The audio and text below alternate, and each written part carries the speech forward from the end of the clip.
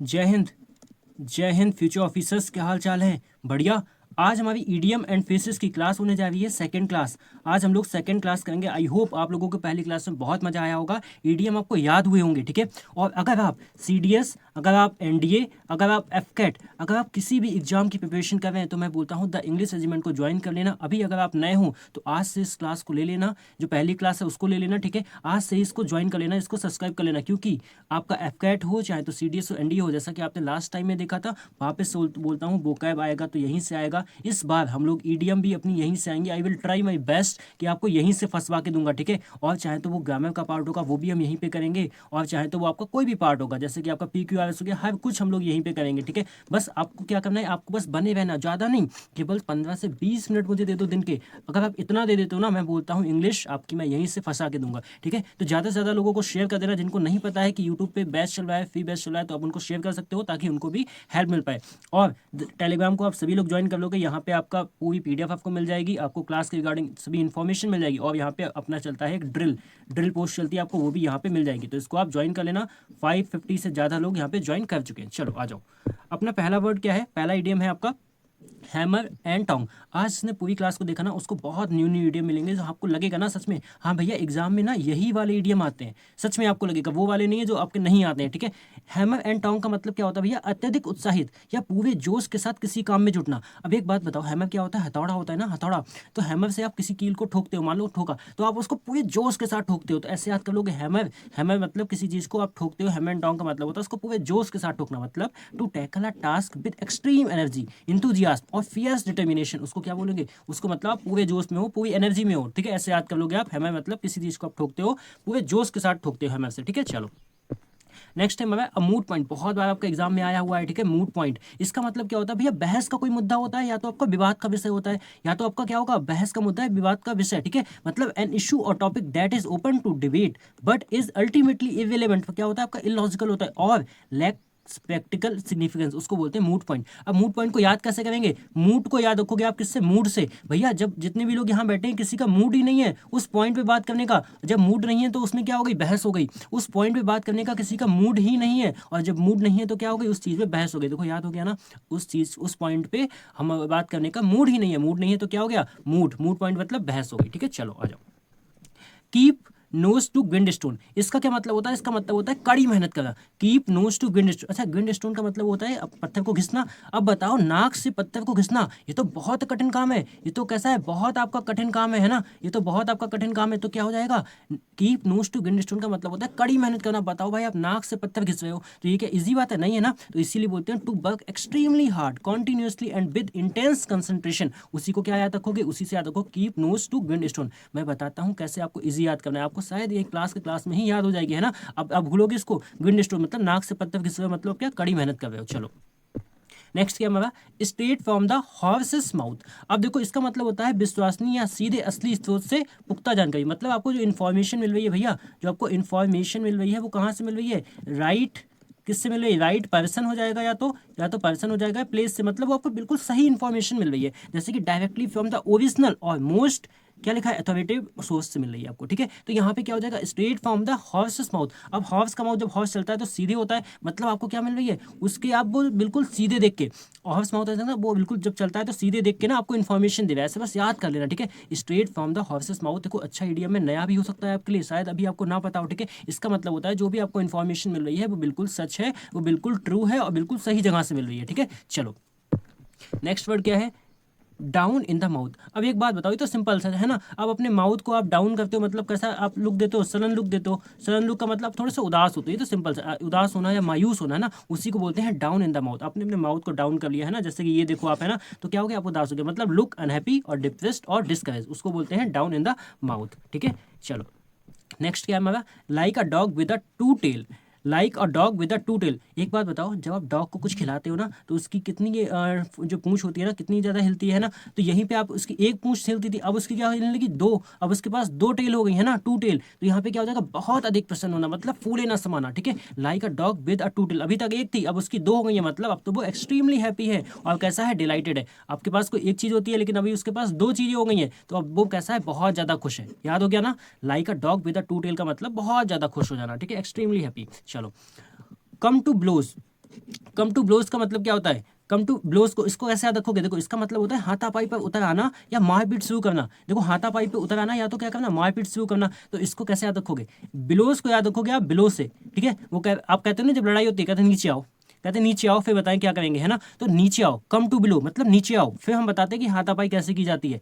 याद हो गया ना, कम टू बिलो का मतलब क्या होता है, नीचे आओ, ठीक है। बिलो मतलब नीचे आओ, इसको ऐसे याद कर लेना, ठीक है। तो कम टू नीचे आओ, देन उसके बाद क्या हो गया, हाथापाई शुरू हो गई, फिर बताते हैं कि मारपीट शुरू हो गई, ठीक है। To start fighting physically after a disagreement, उसी को बोलते हैं कम टू बिलो। याद हो गया ना, कम टू बिलो मतलब नीचे आओ, ऐसे याद रखना। बिलो को ये वाला बिलो याद कर लेना, नीचे आओ, देन उसके बाद क्या होगी, उसकी हाथापाई स्टार्ट हो गई, ठीक है। चलो, रेड हीरिंग, रेड हीरिंग का मतलब क्या होता है, देखो बहुत अच्छी है ये, छोटी छोटी इडियम जब आ जाती है ना, देन आप वहाँ पे कंफ्यूज हो जाते होगे। बट इस सीरीज़ के बाद, इस वाली सीरीज़ के बाद आप में से कोई भी लोग कंफ्यूज नहीं होगा। और सच में अगर आपको पसंद आ रही है तो आप इसको करने में कुछ नहीं जाता है, ठीक है। लाइक करने में कुछ नहीं जाता है, जितना आप लाइक करोगे उतना मुझे सपोर्ट मिलेगा, ठीक है। चलो, लाइक रेड हीरिंग का मतलब क्या होता है, मुख्य मुद्दे से भटक जाना। एक बात बताओ, समथिंग दैट मिसलीड और डिस्ट्रैक्ट फ्रॉम अ रिलेवेंट और इंपॉर्टेंट इशू। तो रेड हीरिंग का मतलब देखो, जैसे सब मछली है, अब उसके बीच में इतनी गुस्से वाली, रेड मतलब गुस्से वाली, इतनी गुस्से वाली एक मछली आ गई, I am here to distract you, इसने बोला कि अब हम गुस्से वाले। तो जितनी भी मछली और थी ना जो नॉर्मल थी, जो पीस वाली थी, वो कैसी हो गई, सब एकदम पीस से क्या हो गई, डिस्ट्रैक्ट हो गई।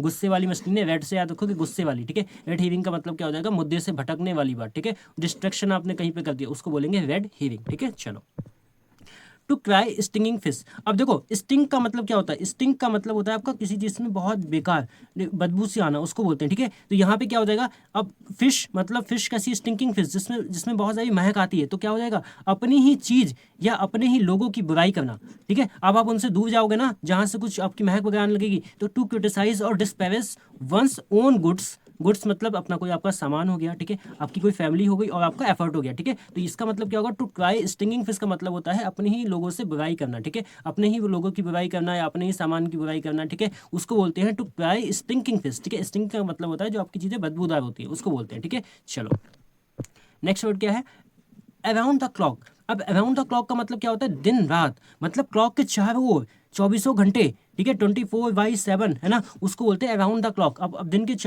घड़ी के चारों तरफ आप घूम रहे हो, तो घड़ी तो भाई क्या होता है, घड़ी तो एक भी मिनट रुकती नहीं है, घड़ी तो हर टाइम चलती है। तो दिन रात मतलब क्या हो जाएगा, लगातार, मतलब all day and all night, ठीक है, कंटिन्यूसली विदाउट स्टॉपिंग, उसका मतलब होता है अराउंड द क्लॉक, ठीक है। अराउंड द क्लॉक का मतलब होता है हर टाइम वो काम करना, कंटिन्यूसली वो काम करना, उसको बोलते हैं, ठीक है। चलो, 11 नंबर क्या दिया है, क्लियर द डेस्क। अब क्लियर द डेस्क का मतलब क्या होता है, कि आपको ये सब नई नई लग रही है, किसी बड़े काम के लिए तैयारी करना या रुकावटों को हटाना। एक बात बताओ, इसका मतलब क्या होगा, पहले इंग्लिश में देख लेते हैं। To prepare for an event और टास्क बाय रिमूविंग ऑब्स्टिकल और कंप्लीटिंग माइनर कोर्स, ठीक है। तो यहाँ पे क्या होता है भैया, क्लियर द डेस्क का मतलब हो जाता है किसी बड़े काम की आप तैयारी करना, ठीक है। जैसे कि ऐसे बता लो, आप आपके घर में कोई फंक्शन होने जा रहा है, आपके घर में भैया कोई फंक्शन होने जा रहा है, ठीक है, बड़ा फंक्शन है। तो आप क्या करोगे, जो इसको याद रखोगे आप डेस्क से, डेस्क को किससे याद रखोगे, डेस्क से, इसको याद रखोगे डेस्क। अब आप क्या कर रहे हो, डेस्क को जल्दी जल्दी क्लियर कर रहे हो, भैया आपके घर में कोई बड़ा काम होने जा रहा है, तो आप उसके लिए बड़े काम की क्या कर रहे हो, तैयारी कर रहे हो, याद हो गया ना।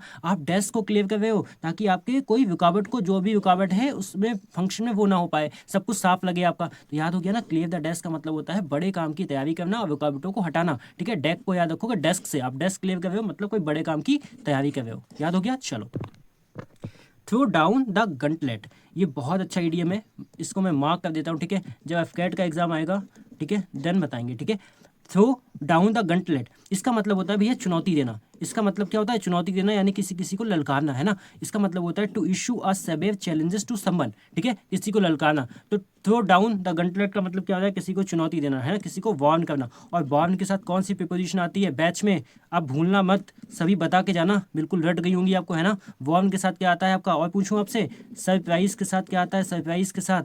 और पूछूं आपसे अमेज के साथ क्या आता है, अमेज के साथ। और पूछूं आपके गुड के साथ क्या आता है, सभी लोग बताना, ठीक है। गुड के साथ क्या आता है, वेड, ठीक है। इसके साथ क्या आता है आपका, ठीक है, आपका स्टेयर के साथ क्या आता है, आपका ग्लैंस के साथ क्या आता है, सभी लोग बता के जाना, ठीक है। इन सब के साथ कौन सी प्रीपोजिशन दीदी आपकी आती है, सब बता के जाओगे, ठीक है। चलो, एज राइट एज रेन, ये सीडीएस के लिए इंपॉर्टेंट है आपकी, ऐसे सीडीएस में आपकी बहुत पूछी जाती है।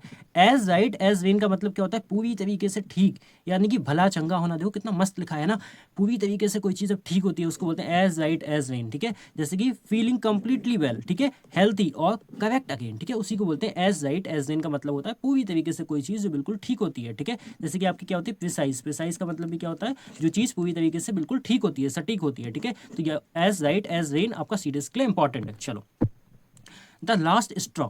अब एक बात बताओ, स्ट्रॉ, आप कोई भी चीज़ मतलब जूस पीने गए, ठीक है, आप क्या पीने गए, जूस पीने गए, आपके पास क्या बचा है, आपके पास लास्ट स्ट्रॉ बचा है, सब आपकी बेकार हो गई, आपके पास एक ही बची है लास्ट वाली, है ना, आपके पास एक लास्ट बची है, तो क्या होगा, सब का बांध टूट जाना, ठीक है। मतलब the final problem in the series of trouble that makes you lose your patience और गिव अप कम्प्लीटली। मतलब आपके पास लास्ट होप बची है, ठीक है, आपके पास वो लास्ट चीज़ बची है जिसके लिए आप अभी तक वेट कर रहे थे, ठीक है, आपकी वो लास्ट प्रॉब्लम बची है, ठीक है, उसी को बोलते हैं लास्ट स्ट्रॉ। मतलब सब का बांध टूट जाना या फाइनल ऐसे आएगा, सीधे सीधे यहाँ तक पूछा जाएगा आपसे, ठीक है, the final problem in a series of trouble, ठीक है। अब वो परेशानी की आखिरी समस्या बची हुई, उसी को क्या बोलते हैं, उसी को बोलते हैं भैया लास्ट स्ट्रॉ, ठीक है। चलो अलार्म्स एंड एक्सकर्शन। तो अलार्म्स एंड एक्सकर्शन का मतलब क्या होता है, हड़कंप या शोर शराबा हो जाना कहीं पे। एक बात बताओ, अभी हमारे में क्या हुआ था उस टाइम पे, अभी हमारी एक ड्रिल चली थी, ड्रिल के टाइम पे क्या अलार्म बजता है, अभी ड्रिल के टाइम पे क्या अलार्म बजता है, तो क्या होता है एकदम हड़कंप बज जाता है, हड़कंप बज जाता है ना। एक्सकर्शन, तो इसी से याद रखना अलार्म एंड एक्सकर्शन का मतलब क्या होता है, एकदम हड़कंप एंड शोर शराबा, मतलब state of confused activity, noise, excitement और माइनर डिस्ट्रप्शन, उसी को क्या बोलते हैं, उसी को बोलते हैं अलार्म एंड एक्सकर्शन, ठीक है। अलार्म होता है और क्या होता है आपका एक्सकर्शन, इसका मतलब होता है हड़कंप एंड शोर शराबा, ठीक है। नेक्स्ट नेक्स्ट क्या है अपना डेड रिंगर। देखो कितनी नई नई है, आपको सब आज न्यूज़ सीखने को मिलेगा। जिसने भी आज 15 मिनट देगा ना, मैंने बोला ना मैं आपका एक भी मिनट आपका बेकार नहीं करूँगा। अगर आप मुझे 15 मिनट देते हो ना, उस 15 मिनट में आप बहुत कुछ आप लर्न करके जाओगे। उस 15 मिनट में आपको बिल्कुल इसको बर्थ इट बना दूंगा, ठीक है। 15 मिनट आपने कभी सोचा नहीं होगा कि हाँ 15 मिनट की कोई सीरीज हो सकती है जहाँ पे आप 2-2 आवर की क्लास देखते हो पूरी ईडीएम के लिए, लेकिन वहाँ पे कितनी पढ़ाई जाती है आपको 200-300। क्या एक दिन में आप 300 याद कर सकते हो? जी नहीं, ये तरीका ही नहीं है। इसको और वोकैब को क्या होता है, डेली पढ़ना होता है।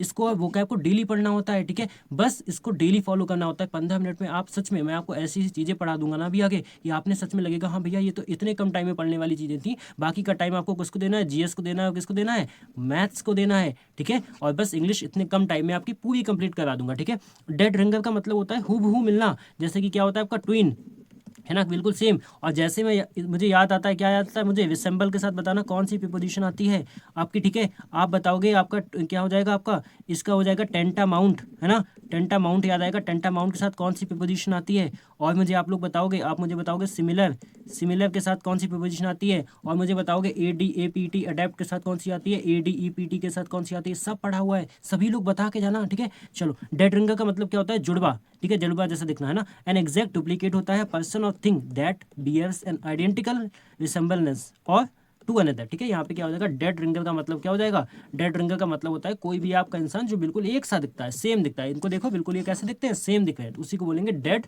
रिंगर, ठीक है। चलो रैप ऑन द नकल। रैप ऑन द नकल का मतलब क्या होता है भैया, उसने नकल पे क्या कर दिया, नकल यानी कि उस पर आपने डांट फटकार या चेतावनी दे देना, ठीक है। डांट फटकार करना है, चेतावनी देना, ठीक है। नकल पे ऐसे मार दिया है ना रैप, ठीक है। तो उसने क्या कर दिया, नकल पे मार दिया, मतलब आपको डांटना फटकारना या चेतावनी देना, ठीक है। क्या हो जाएगा, अब माइल्ड रिब्यूक का मतलब भी डांटना होता है, क्रिटिसाइज करना, और punishment for making a mistake और मिसबिहेविंग। तो यहाँ पे रैप ऑन द नकल का मतलब क्या होता है, किसी को डांटना, किसी को फटकारना। इससे याद रखोगे, ठीक है, रैप ऑन द नकल, ठीक है। रैप ऑन द नकल का मतलब क्या होता है आपका डांटना फटकारना, ठीक है। चलो put out to pasture. Put out to pasture का मतलब होता है काम से हटा देना, ठीक है। पुट आउट का मतलब ऐसे क्या होता है बताना, पुट आउट अगर फ्रेजल वर्ब आएगी तो इसका मतलब क्या होता है, यहीं पे आपका पुट ऑफ का मतलब क्या होता है बता के जाना, जिसको पता हो, ठीक है। तो यहाँ पे क्या होता है आपका सेवा मुक्त कर दिया, कहीं भैया बहुत हो गया, ठीक है, अब आप हट जाओ, ठीक है। उसको रिटायर करना, ठीक है, क्या हो जाएगा, रिटायर करना हो जाएगा, ठीक है। एक सेकेंड, क्या हो जाएगा आपका, रिटायर करना हो जाएगा, ठीक है, रिटायर करना। तो यहाँ पे क्या हो जाएगा, to retire someone because of old age और एडवांस ईयर, ठीक है। ये सब अच्छी ईडीएम है, ये आ सकती है। मैं बोल रहा हूँ ये क्लासेस बहुत इंपॉर्टेंट है आपकी। पुट आउट टू पेस्चर का मतलब क्या होता है, इसका मतलब होता है काम से हटा देना, मतलब सेवा मुक्त कर दिया, ओल्ड एज की वजह से उनको रिटायर कर दिया गया, उसी को बोलते हैं पुट आउट टू पेस्चर, ठीक है। चलो to go cap in hand, मतलब विनम्र भाव से मदद मांगना, ठीक है। आपने अब देखा होगा बहुत सारे लोग जो सर्कस दिखाते हैं, सर्कस दिखाने के बाद वो क्या करते हैं, अपनी हैट उतारते हैं, और हैट उतार के बिल्कुल ऐसे क्या करते हैं, सबके सामने जाते हैं। मतलब वो क्या करते हैं, अब लोगों से उसके बाद मदद मांगते हैं, अपने खाने पीने के लिए मदद मांगते हैं। वो मदद ही होती है, काइंड ऑफ मदद होती है ना। तो विनम्र भाव से मदद, यानी कि उसने कैप को हैंड में पकड़ लिया। To go cap in hand का मतलब होता है to ask someone for a favour, money or help in a deeply polite, humble और एपोलोजेटिक वे, ठीक है, उसको ही बोलते हैं to go cap in hand. का मतलब आपने ऐसे याद रख लेना, सर्कस के बाद वो लोग कैप दिखाते हैं, उसके बाद वो मदद मांगते हैं, ठीक है। चलो नेक्स्ट है हमारा last, to read the right act. To read the right act का मतलब होता है कड़ी चेतावनी देना, ठीक है। राइट का मतलब ही क्या होता है, दंगा, ठीक है, इसका मतलब होता है दंगा, आखिरी चेतावनी देना, ठीक है। इसका मतलब होता है आखिरी चेतावनी देना, यानी कि टू सेवेरली रिप्रीमांड का मतलब होता है डांटना, someone of their bad behaviour और इशू अ स्ट्रिक्ट वार्निंग। तो यहाँ पे to read the right act का मतलब क्या होता है, कड़ी चेतावनी देना, ठीक है। इसका मतलब क्या हो जाएगा, कड़ी चेतावनी देना। तो ये थे भैया अपने 20-20 ईडियम्स। बताओ आज आपको कितने ईडियम्स इसमें से आते थे, और क्या आपको न्यू नहीं लगे, वही वाले जो आपके सच में एग्जाम में आते थे।